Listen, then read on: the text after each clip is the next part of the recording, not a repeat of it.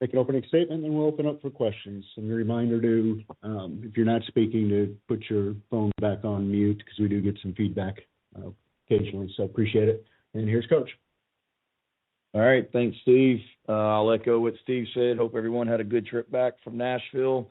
That was certainly a fun night up there last night, and thanks to our amazing fans that were there. That was awesome. Glad they were in attendance to see us get our sixth win and look good doing it as well. Really proud of our guys. I knew we played physical and I knew we played hard when I watched it live, but going back and watching the tape, we really, really played physical and really, really played hard. Just the effort that our guys were flying around with was really cool to see. Really proud. As I mentioned last night, would have been easy. It's human nature. You have a huge win like A&M to not follow that up with a dominant performance the next week. And that was not the case. We were really good in a lot of ways, a lot to improve on, without a doubt, in all three phases. But proud of the effort and physicality we played with. Thought third downs were key. Going 9 of 12 on third down was huge against them to keep their offense off the field. They were leading the conference in time of possession, and we possessed it 2 minutes longer than they did last night, and our success on third down was a big part of it. And then the key for us, one of the keys going into the game, was to affect the quarterback, and we absolutely did. We made it tough on him to run the ball. When he did throw it, he was under duress all night, so credit to our guys for that. Doing what we needed to do to win the football game. Going back and looking at it as a staff, our offensive players of the game were Rocket Sanders, Torricelli Simpkins, and Tree Babalade. Great job by Tree coming in when Josiah went out and performing well. Rocket Sanders obviously had a really good game overall, pass protection, running the ball and catching it. And then Torricelli Simpkins, you want to talk about physicality and effort and the mentality that we want to play with. Go back and watch the copy of the game from last night and just watch him on every play. It's impressive. Defensively, our players of the game were Kyle Kennard and Demetrius Knight. Kyle really did a nice job from a pass rush standpoint and put pressure on the quarterback all night, caused the fumble, which was a huge play early in the game. And then D. Knight is just a guy that's extremely productive and sideline-to-sideline player and really playing at a high level. Kai Kroger was our special teams player of the game. Only had 2 punts, but did a great job holding. And then he had a punt where they started on the 1 yard line, and he had a punt where they started on the 12. So he did a great job controlling field position. Offensive scout player was Nye Manziel. Defensive scout was Colin Bryant, and special teams scout player of the week was Neil Salvage and Parker Lawson. And our Gamecock MVP was Pastor Charles Jackson for the amazing chapel services he's doing in for our players on game days. So good one last night. It's the next step for us this season, but got a lot more out there to accomplish. And I know we have a big challenge Saturday back at home against Missouri. Questions? Hey, Shane, obviously you guys have had a couple 200-yard rushing days before these last 2 games, but since you've put 2 back-to-back like that, is this kind of what you guys envisioned for this ground game coming into the season, what y'all put together these last couple games, or is it better, or what you expected? What's sort of your take on that? Yep, I would say it's certainly what we expect. We knew coming into the season, I thought we had a chance to be better on the offensive line with the guys that we returned, namely Rashawn, Tree, Tro. Knew we were bringing in a talented freshman in Josiah. Knew we were bringing in transfers as well. So felt like we'd be better on the offensive line. Obviously, Rocket Sanders was a big addition to the run game. And then with Lenoris as the quarterback, or Robbie Ashford, whoever it was going to be, I knew we would have a quarterback run game element that we didn't have last season maybe. But it's been good to see. And the exciting thing is, there's a lot more I think there were a lot more yards out there last week that we didn't quite capitalize on because of execution, and same thing last night as well. But certainly when we're able to run the ball like we are, quarterback's able to make plays with his feet, We were better in the screen game last night. I mean, there's a lot of things that we've improved upon, and we know we've got some really good defenses that we're going to be playing down the stretch, and we've got to continue to get better, but certainly we're on the right track for sure. Hey, Shane, it's Jack. Kind of going off that with the run game, with Rocket specifically, how much of last night and these last few games have been him being that big physical running back that can kind of do things, make big plays by himself, combined with the offensive line creating holes? Yeah, I'd say it's a combination of both. Offensive line really did a good job last night. They, like I said, they played physical and with great effort and covered people up. And that was what was, good to see. They covered guys up and gave Rocket and our backs places to run. You're not going to be able to block everybody on every play. And that's what's great about Rocket. I mean, he's able to run through contact. He's able to carry the pile or move the pile. He's able to make people miss. I mean, on the long touchdown run that he had to make it 14-0, we run the ball over the left side, and they've got a safety that's a free hitter that they expect to make that tackle at the line of scrimmage. And Rocket makes the guy miss in the hole, and it turns into a long touchdown run for us. So that's a combination of Rocket being really talented and our offensive line doing a good job of covering people up and blocking people. And when you're able to get your running back one-on-one against anybody in the secondary or really anywhere, you like our chances. Hey, Shane, it's Alex. I was just kind of sticking with that. With the perimeter blocking is something that has seemed to keep improving, and Rocket shouted out the receivers for their blocking last night. Just how have you seen those receivers and tight ends continue to improve there, and how key were they last night in helping create some of those bigger runs? We've been okay. They've been better. I thought Josh certainly did some good things. I mean, there were times last night you watched the third play of the game. It's a little, one back power that we hand off to Rocket. You see Torricelli downfield blocking. You see Nick Harbor in there blocking Vanderbilt starting linebacker. So it's certainly our guys have the right intent most of the time, but then there's also some plays where we weren't good. I mean, we almost got Jared Brown killed over there on their sideline because we weren't necessarily great there. Not because we didn't have the right intent. We're just not going to the right person. And then there's a little bubble screen or bubble that we throw over there on our sideline when they bring an edge pressure, and we've got two blockers for two defenders, and I think we get 5 yards out of it. So we've been better. It's still a work in progress, and we knew it was going to be a challenge last night against Vanderbilt because of the size of their secondary, and we'll continue to work at it and doing a good job, but nowhere near good enough either. Hey, Shane, two things. The first, you were mentioning last night that your team just kind of was a mash unit at times. What's the status of some of those guys? Dylan, Tonka, I know Mazio didn't play. Yeah, hopeful to get them all back. We'll have an injury report we release on Wednesday night. And then there were so many guys last night because of the injuries who came in. How do you feel like your depth has been, especially, on the defensive line with all those guys?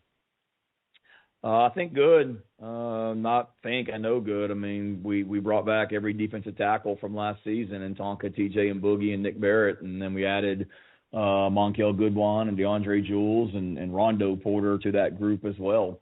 And all those guys, played last night, obviously, except Nick. He was out, and Jules was out. So the depth on the defensive line, the depth on the offensive line, there's no question we knew it needed to get better after last season, and it has gotten better. We've been able to, one, keep people fresh throughout the game, and two, when you do have an injury situation like we had last night at spots, whether it be at defensive back or whether it be at offensive line or defensive line or whatever it might be, receiver, we've got more depth than we have, and it certainly shows. Hey, Shane, it's John. I know that I don't know if you're pleased or displeased that y'all just got ranked, but I was curious, since this is the first year of a 12-team playoff, if you've started to kind of look and think about, well, we need this to happen, that to happen, or what kind of approach you may think about that. I like the first part of the question, John, about whether I'm happy or not happy that we got ranked. I see what you did there. I know it's cliche, but it's the truth. All we need to worry about is Missouri. It's a credit to our guys that we're ranked. It's a credit to our guys that we've put ourselves in position to play football in December and January after the Clemson game. And then what that looks like will be determined by what we do over the next 3 weeks. And, we have a shot at a lot of stuff moving forward. We're well aware of that. But the only thing that matters is Missouri this week and just continuing to get better. But it's nothing that we've addressed with the team or me, having a checklist of all the teams that, need to lose and things like that.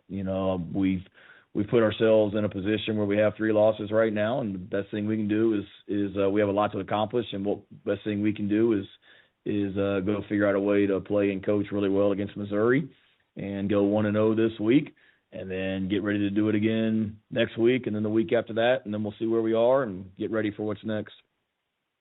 And just to follow up on that, even the basketball coaches admit, like, when they're on, they watch the bubble, and the baseball coaches are trying to figure out regional stuff. Do you envision that there will be a time, or do you think that you're just going to stay out of that forecasting stuff altogether?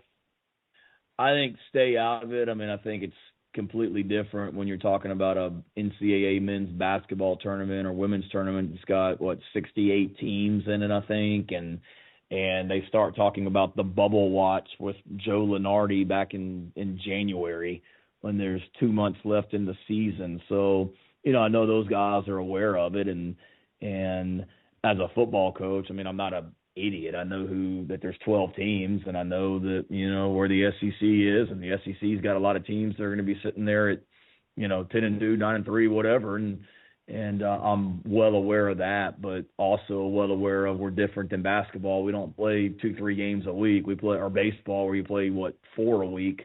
We get one game a week, and it's a 12-game season, unlike baseball where they're playing 50 games or whatever it is, and basketball where they're playing over 30. We get 12, and our 12 are once a week. So for us, it really is figure out a way to be successful against Missouri, get to do it again the next week against the next opponent, then the next opponent, and see where we are. And if we're able to have success over the next 3 weeks, then yes, the weekend of the championship games, I'll have my little checklist of who needs to lose and who needs to win and things like that. And I'll be cheering like crazy for whoever that is, whether it be for bowl destinations or whatever else. But right now, none of it matters other than this Saturday. Hey, Shane, it's Jordan again. You mentioned that Demetrius gave, a great speech on Friday night. When you guys were recruiting him in the transfer portal, did you know or anticipate that he would come in and have the leadership role that he did, or was it just a pleasant surprise? I think it was, you maybe saw signs of that, and it was a pleasant surprise. And he did a good talk. I don't want to make this turn into like the, Tim Tebow when he lost to Ole Miss and he got up, and then there's like a statue or a plaque of Tim Tebow's speech about you'll never see anyone play harder and all that. I mean, it was good. I mean, every Friday night we have whoever, we do game captains. We don't elect permanent captains till the end of the season. So we do captains for each game that the coaches and staff decide. And then Friday night in one of our meetings, we always have the 4 captains kind of get up and just say whatever's on their mind and talk to the guys. And D Knight got up and he's just got a way with words. I mean, he had one of those meetings early in the season, Jordan, where it was going to be about a 25-minute meeting, and he got up and spoke, and everybody else was like, okay, that's it. Nobody else needs to say a word. We're good. What's next? Let's go to special teams. And he's just got a way with words. And when we were recruiting him, I don't know if I knew he would be quite the leader that he's been, but it doesn't surprise me the more you got to know him and find out about him and you talk to other coaches. And I think I mentioned it in a press conference one time that Jeff Collins, who's the defensive coordinator at North Carolina, Jeff had him at Georgia Tech. And when I called Jeff about him, Jeff told me that D Knight was maybe his favorite player that he's ever coached in 20-plus years of coaching. And I see exactly what Jeff meant by that when he said that. Hey, Shane, it's Jack. Wanted to ask you about the 2 fourth-down stops yesterday with Pavia passing with Bam and Williams. What did you kind of see on review watching them, and just how happy are you with the fact that the defense is able to get off the field in those tough situations? Yeah, the one with Peyton was the pass, right, over there on our sideline. That was fourth down, correct? Yes, sir, it was. Yeah. Great effort. The one with Bam was a pressure where we had a little 5-man pressure playing man coverage behind it, and we got really good penetration. I believe it was Tonka was in there. We got really good penetration where Tonka got great penetration, and I'm imagining the person that they wanted blocking Bam had to come over there and help the offensive lineman on Tonka, which Bam then had a free run at the quarterback and was able to get pressure on him. So really good call, really good tough coverage by our DBs, and great job by Bam on the pressure. And then the other one, I thought that was a great play by Peyton. You know, we disguised a look where it was going to be like a max blitz cover 0. We did that earlier in the game, and Pavia, I think, thought it was going to be, max pressure and was going to have to get rid of the ball quick, and he had to hold it, and he scrambled the first time we did it down in the red zone, about the same area of the field. But then we did it on that fourth down play as well, and we showed pressure and then dropped out and played zone.